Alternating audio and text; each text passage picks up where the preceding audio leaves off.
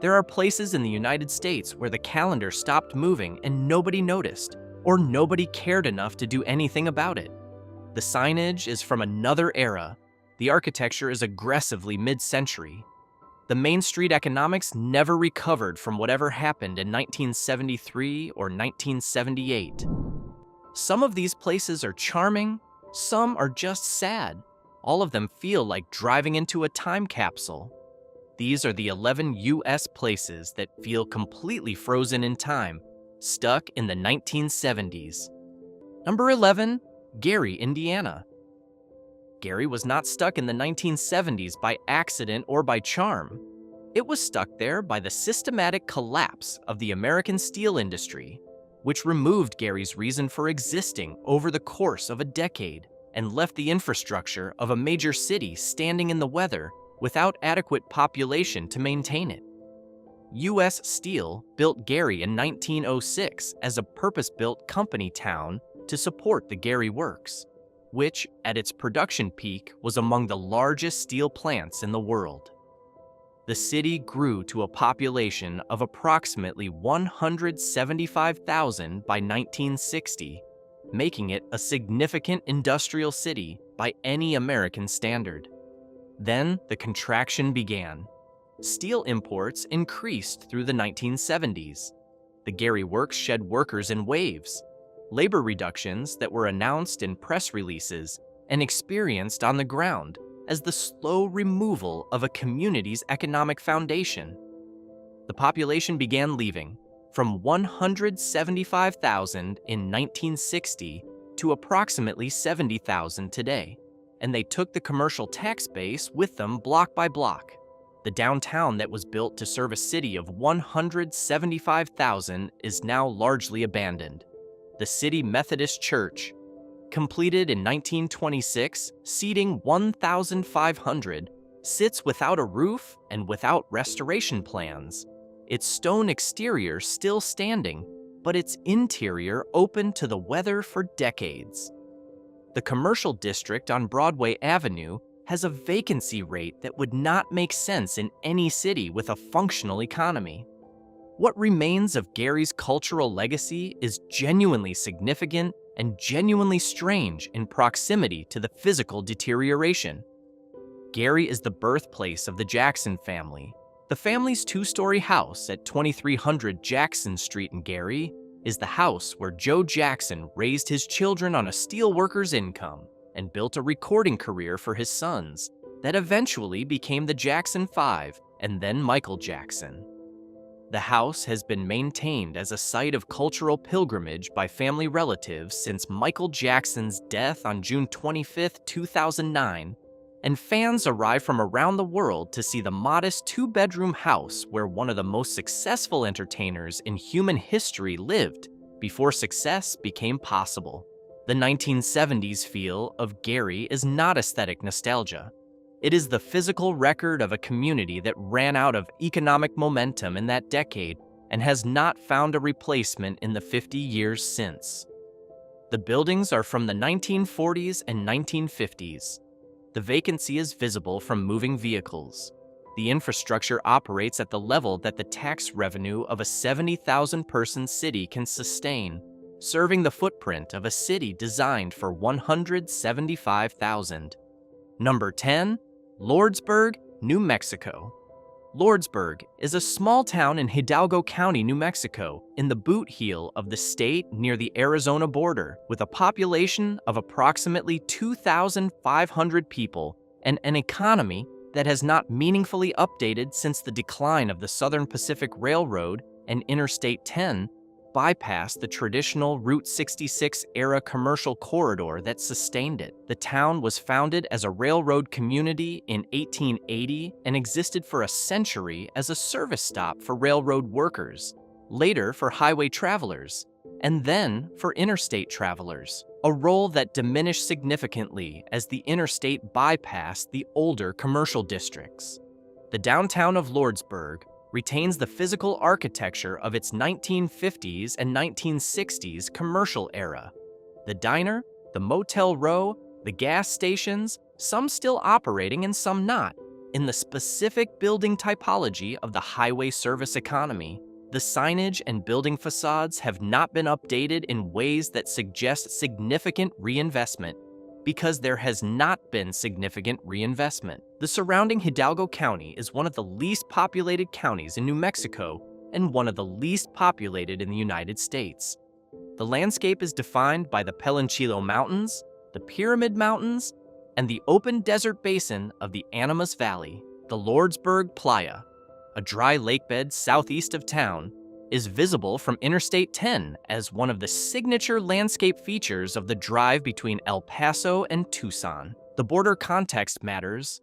Lordsburg is approximately 50 miles north of the U.S.-Mexico border at Antelope Wells, the most remote official border crossing in the continental United States. The interplay of border economics, railroad decline, and interstate highway geography has created a town that exists in a specific and not easily categorized American economic condition. Number 9. Cairo, Illinois. Cairo, pronounced Cairo locally, not like the Egyptian city, and locals will correct you on this, sits at the confluence of the Ohio and Mississippi rivers at the very southern tip of Illinois, and it has spent the last 50 years losing its population and physical infrastructure at a rate that makes it one of the most thoroughly depopulated cities in the Midwest. The population peaked at approximately 15,000 in 1920. The 2020 census recorded approximately 1,700 people remaining, a decline of approximately 89% over a century. The reasons for Cairo's decline are multiple and interconnected in ways that reflect mid-20th century American history with an uncomfortable completeness.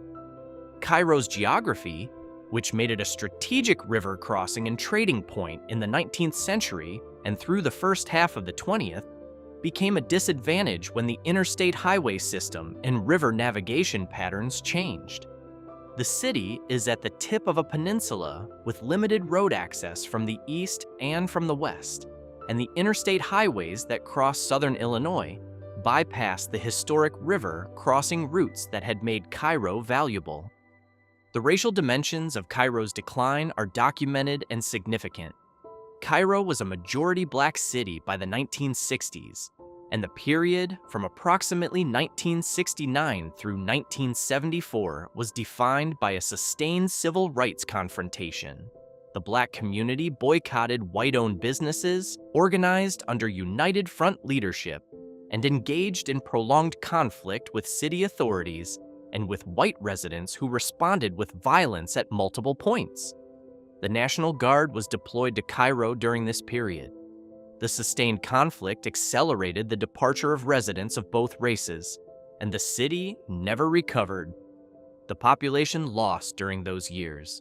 The physical remains of Cairo are among the more striking examples of prolonged urban dissolution in the American Midwest.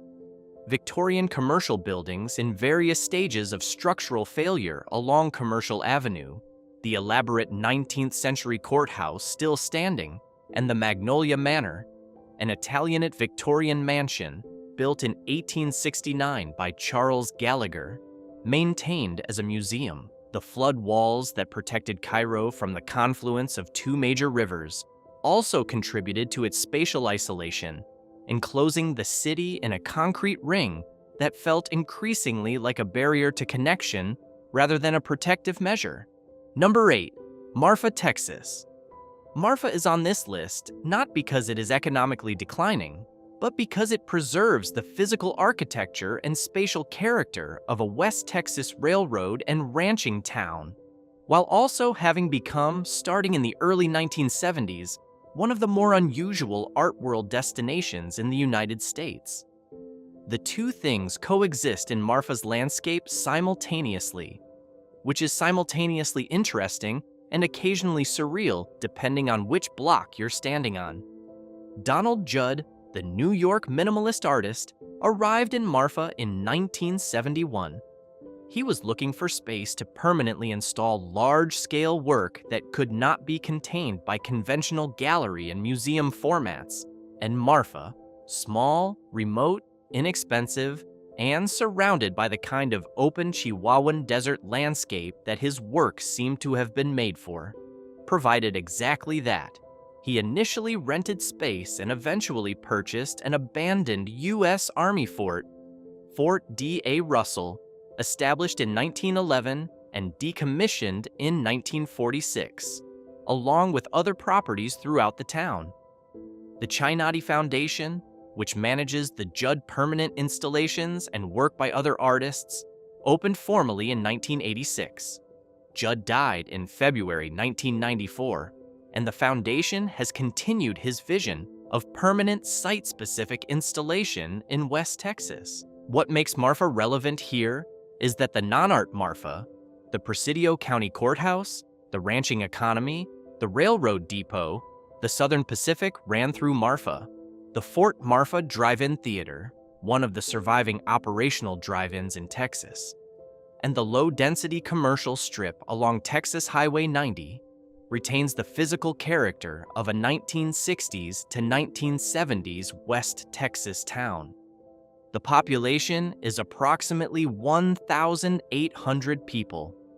That number has not generated sufficient development pressure to redevelop the existing commercial stock, so the art world renovations of specific properties exist inside an otherwise unreconstructed 1970s scale town. The Marfa lights, unexplained light phenomena visible on clear nights south of town along US 67 toward Presidio, have been observed and reported since at least 1883 and remain genuinely unexplained to the satisfaction of all observers. There is a designated viewing platform 9 miles east of Marfa. The lights appear as distant orbs that move, split, and disappear. Scientific explanations involving atmospheric refraction of distant vehicle headlights have been proposed. Marfa locals and enthusiasts are not universally satisfied with that framing. Number 7, Butte, Montana. Butte is a mining city in southwestern Montana with a history as dramatic and as extractive as any in the American West.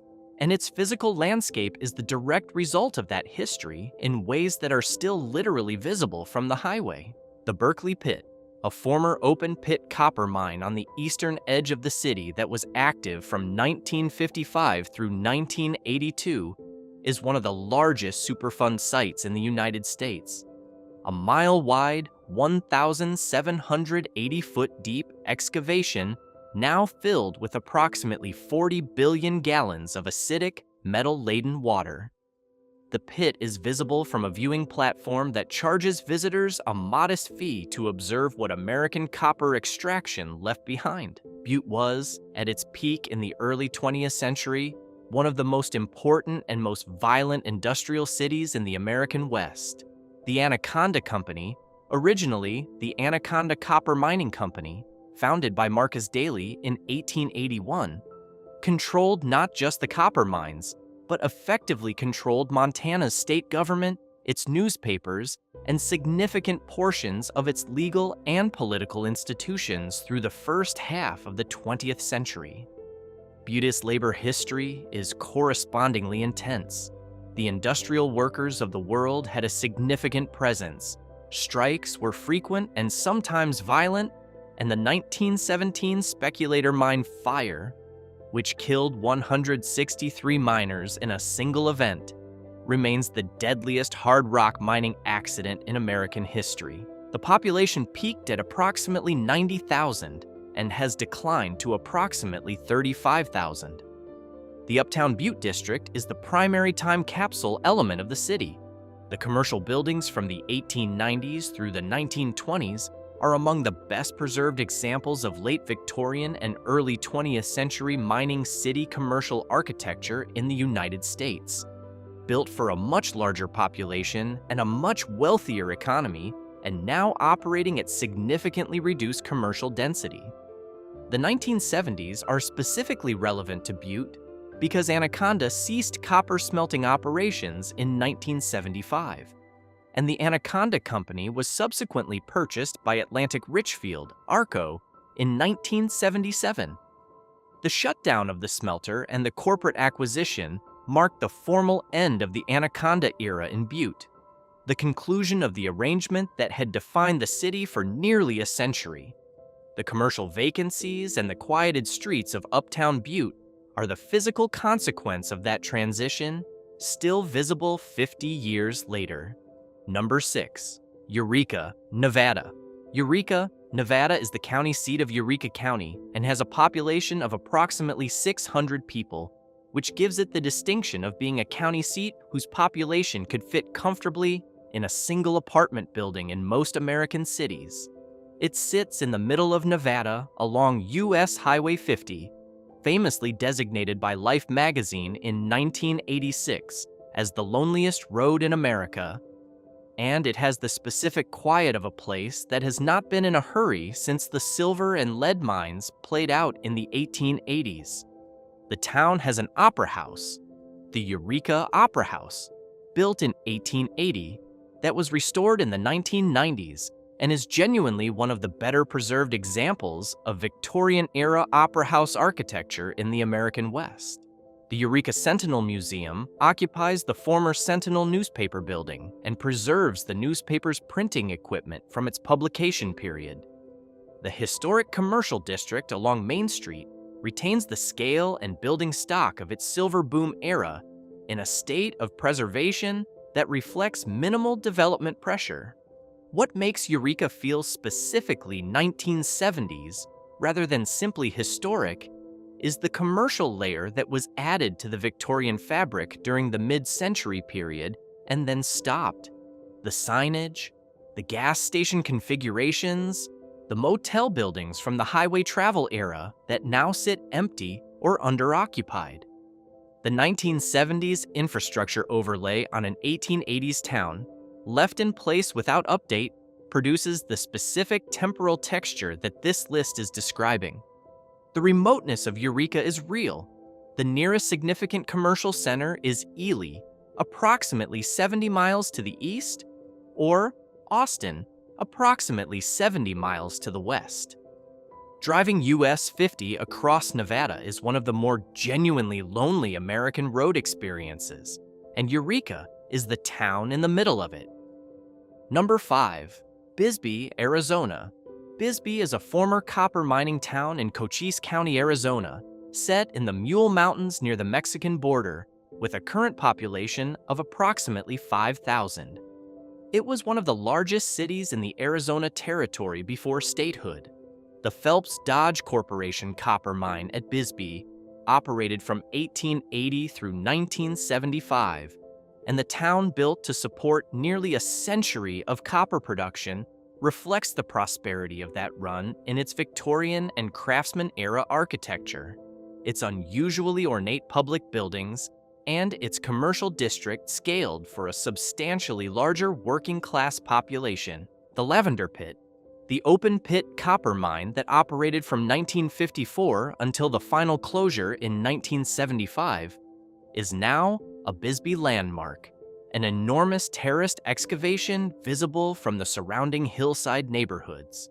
It was named for Harrison Lavender, the Phelps Dodge mine manager at the time open pit operations began. The final mine closure in 1975 removed the economic foundation of Bisbee and triggered the population decline that has defined the town's subsequent history. What happened after 1975 is one of the more interesting examples of organic community transformation in the American Southwest. The departure of mining workers and their families, the economic core of the community, left an inventory of Victorian architecture in a mountain setting at prices so low that artists, counterculture figures, and back-to-the-landers found them attractive. The wave of newcomers who arrived in the late 1970s and 1980s were self-selected for a tolerance of unconventional living conditions and a preference for community character over commercial convenience. The result is a town that has preserved its early 20th century physical fabric in surprisingly good condition while developing a gallery, restaurant, and boutique economy alongside the original infrastructure. The Bisbee 1,000 stair climb event, the Queen Mine Tour, the annual Bisbee Blue, a turquoise variety unique to Bisbee copper deposits, jewelry market, and the Brewery Gulch neighborhood, which was one of the liveliest commercial strips in Arizona in the mining era and retains its Victorian saloon buildings, are all features of a community that made something interesting from a difficult transition. The Copper Queen Hotel opened in 1902 and the oldest continuously operating hotel in Arizona, anchors the old commercial district and has provided consistent lodging through all of Bisbee's economic phases. The hotel is reputed to be haunted by the spirit of Julia Lowell, a 1920s-era resident, and by the figure of a man in period dress on the upper floors. Whether these reports are part of the hotel's marketing or genuine accounts of guests' experiences is left to the visitor to assess. Number 4. Houghton-Hancock, Michigan, Keweenaw Peninsula. The twin cities of Houghton and Hancock sit facing each other across Portage Lake on Michigan's Keweenaw Peninsula, connected by a lift bridge, and they represent one of the more complete examples of a former industrial boomtown community that has been preserved by a combination of economic stagnation and geographic isolation rather than by any deliberate preservation effort. Copper mining on the Keweenaw Peninsula made it one of the most economically significant regions in the United States in the mid-19th century. Calumet, to the north of Houghton-Hancock, was a major city. The Calumet and Hecla Mining Company at its peak employed tens of thousands of workers, and the region's population exceeded 100,000. The copper industry declined after World War I, and the last major mine closed in 1968. The built environment that remains reflects the prosperity of the 1860s through the early 1900s. The Calumet National Historic Park preserves the streetscapes, institutional buildings, and mining infrastructure of the era in a state of preservation that is possible specifically because there has been insufficient development pressure to redevelop them. The Italian Hall disaster of 1913, a false fire alarm cry at a Christmas party for miners' families that caused a stampede and killed 73 people, mostly children, is commemorated within the park at the former location of the hall. The 1970s quality of Houghton-Hancock specifically is the commercial district that served the university community. Michigan Technological University is in Houghton in that era. The hardware stores, the diners, the locally owned retail that has survived in its original form because the chains never found the population density worth the investment. Michigan Tech's continued presence provides enough economic floor to keep the community functional without generating the commercial development that would redevelop the existing fabric. Number 3, Wellton, Arizona. Wellton is a small agricultural community in Yuma County, Arizona, with a population of approximately 3,000, and it is on this list because it represents something specific in American regional geography. The small agricultural service town that exists at the intersection of desert irrigation, agriculture, and interstate highway access, and that achieved its current physical form in the 1960s and 1970s, and has not materially changed since. The visual vocabulary of Wellton is the specific commercial vernacular of mid-century desert highway towns. The low-slung commercial buildings, the evaporative cooler silhouettes on every roofline, the agricultural supply stores, the diner with the original signage, the motel with the kidney-shaped pool that probably hasn't been renovated since the Carter administration. The surrounding Wellton Mohawk irrigation and drainage district has produced lettuce, alfalfa, cotton, and various vegetables in the fields surrounding the town since the 1940s. And the agricultural economy has been stable enough to sustain the community without generating the growth that would redevelop it. The Yuma area in general retains more mid-century commercial fabric than most of the Southwest because the winter vegetable agriculture that sustains the regional economy is a stable, relatively low-glamour industry that does not attract the tech economy or retirement community investment that has redeveloped other parts of Arizona. The winter snowbird population that migrates to the Yuma area annually in RVs and park model trailers adds to the economic floor without requiring new commercial development. What Wellton represents is one version of a very common American pattern, the small farm service town that reached its physical peak in the 1960s to 1970s, when the farm economy was strong and the interstate access was new, and has been in a state of low-level steady state since. These towns exist throughout the agricultural West and Midwest, and they feel like the 1970s because that is roughly when they were last significantly built. Number 2, Latrobe, Pennsylvania. Latrobe is a small city in Westmoreland County, Pennsylvania, in the foothills of the Laurel Highlands, with a population of approximately 7,500 and a biographical distinction that places it in a specific corner of American cultural history. It is the hometown of Fred Rogers, Mr. Rogers, who was born there in 1928 and whose connection to the community remains a significant part of the town's identity. Latrobe is also the birthplace of professional football.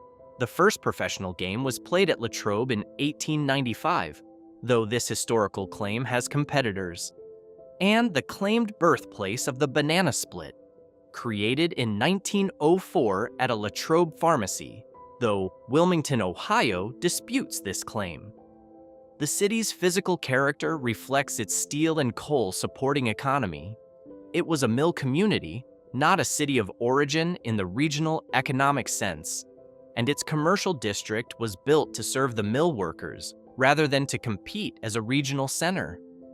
The decline of steel and coal manufacturing in the region in the 1970s and 1980s reduced the commercial vitality of Latrobe's downtown to a level that has been relatively stable since. The St. Vincent Arcaby and College, a Benedictine institution established in 1846 and the oldest Benedictine monastery in the United States, anchors the eastern edge of the Latrobe community and has been the primary educational and cultural institution in the area for 175 years. The campus is architecturally significant and well-maintained, providing a contrast to the more deteriorated commercial district. What gives Latrobe its 1970s texture is the combination of the frozen commercial core, the storefront businesses that haven't been significantly renovated, the community anchor buildings from the 1920s through 1950s operating without substantial reinvestment, and the genuine warmth of a small Pennsylvania city that has found meaning in its cultural legacy without finding the economic engine to fully capitalize on it. The Mr. Rogers connection is deeply genuine. Fred Rogers grew up in Latrobe, he came back to visit, and the community's relationship with his legacy is not commercial posturing, but actual local pride. As Fred Rogers himself observed about his hometown and the values it instilled in him, the greatest thing we can do is to help somebody know that they're loved and capable of loving. He was talking about the neighborhood of his television program, but the ethos he described was formed in Latrobe, Pennsylvania. Number 1, Centralia, Pennsylvania, the pre-fire town that was. Centralia already appeared in this series as the town with an underground mine fire that has been burning since 1962. It earns the number 1 position on the 1970s time capsule list for a different reason. The photographs and documentation of Centralia from the early 1980s, before the relocation program removed most of the population, show a small Pennsylvania coal town whose physical fabric was entirely unchanged from the 1950s through 1970s. The houses, the churches, the commercial buildings, the layout of the streets, everything in Centralia was frozen in the decade when the mining economy that built it stopped generating investment. The specific poignancy of Centralia's frozen quality is that it was preserved by poverty and then erased by geology. The town did not redevelop, because there was not enough economic activity to fund redevelopment. Then the government relocated most of the residents, and the structures that remained were demolished. The streets were overgrown, and the specific physical record of a 1970s-era Pennsylvania mining town was removed from the surface. What remains? The street grid, the cracked and buckled Route 61, the occasional surviving structure, the Orthodox Church of St. Ignatius that still holds occasional services, is the ghost of a place that was already something of a ghost of a place. The underground fire beneath it is still burning. The grass grows over the former house foundations. The street signs are still legible on corners where no houses remain. Writers and photographers who have documented Centralia have consistently noted the disorientation of a place where the street infrastructure, the roads, the curbs, the fire hydrants, remains intact, but the buildings that those streets served are gone. It is a landscape of memory infrastructure, the physical framework of a community, preserved while the community itself has been evacuated. The 1970s in Centralia are not a moment of peak prosperity being remembered. They are the decade when the crisis became unavoidable, when the fire that had been burning underground for 18 years finally became a surface emergency. The decade is inseparable from the place's story, and the place is inseparable from the decade. Nowhere in America is quite as specifically frozen in that era as Centralia, Pennsylvania. 11 places, some declining with genuine economic pain behind the architecture, some simply remote enough that commercial pressure never arrived, some preserved by the specific art world and counterculture decisions of people who liked what they found. The 1970s in America are remembered in popular culture through certain images and sounds that have become comfortable nostalgia. They are remembered in concrete and glass and cracked asphalt and vacancy rates that have not recovered in 50 years. Both versions of the decade are real, and neither one cancels the other out. These are the 11 U.S. places that feel completely frozen in time, stuck in the 1970s, and the reasons they got stuck are as American as anything else about them. Hit that like button and subscribe. More content like this coming.